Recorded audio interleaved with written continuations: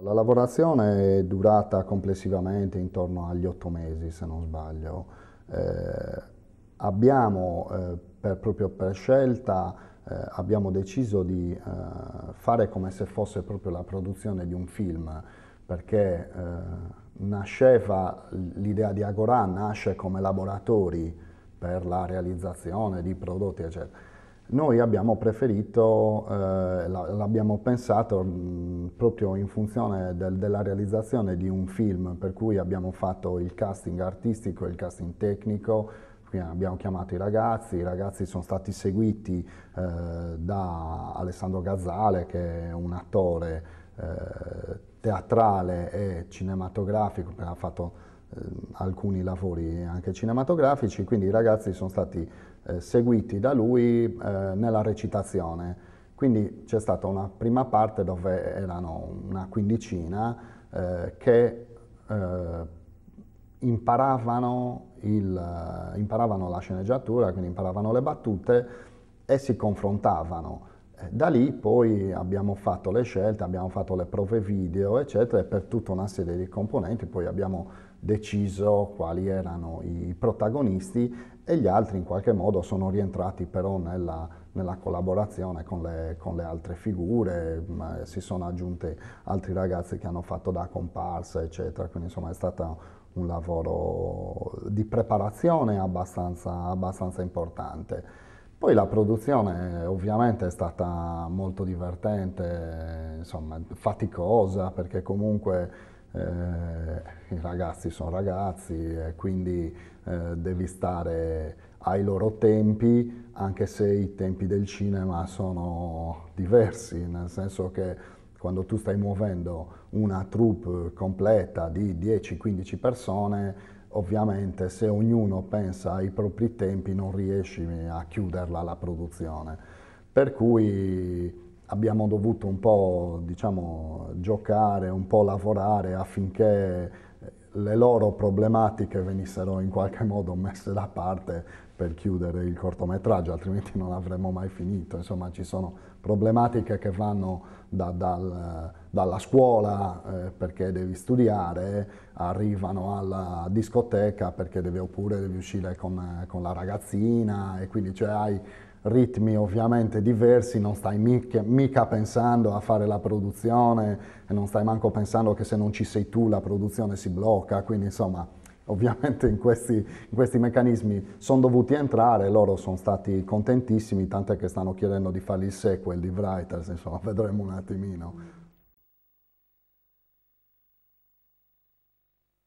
Il Mini Cinema Club è nato prima che io fossi presidente da appunto un'occasione che c'è stata di laboratori con adolescenti, per cui si sono trovati, c'è stato un bel gruppo e si è creata appunto questa volontà di costituire il Mini Cinema Club. È rimasta come idea e come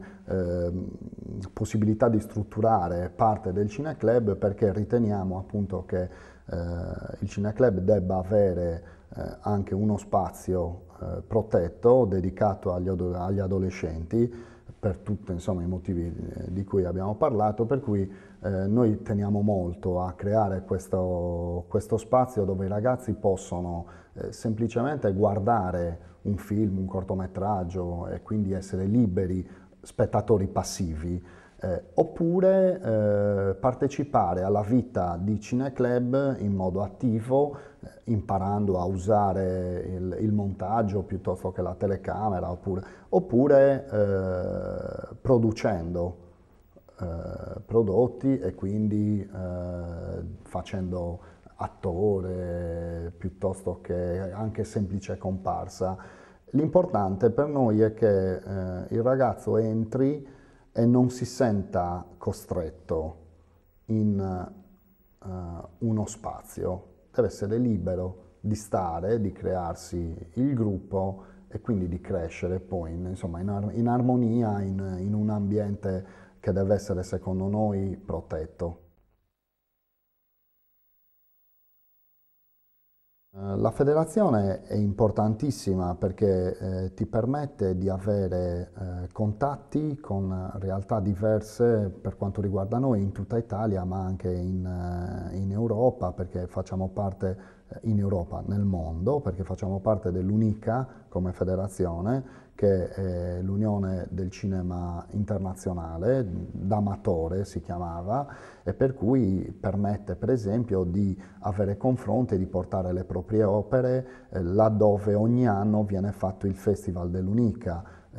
Franco Fais, dicevo prima, ha vinto a Danzica, mi sembra, e ha vinto in Ungheria, quindi o in Tunisia addirittura, cioè ogni anno l'UNICA crea, c'è stato 2 anni fa o 3 anni fa se non sbaglio in Corea, quindi tu come autore vieni scelto all'interno degli autori della nostra federazione se hai appunto opere di un certo lavoro e vieni portato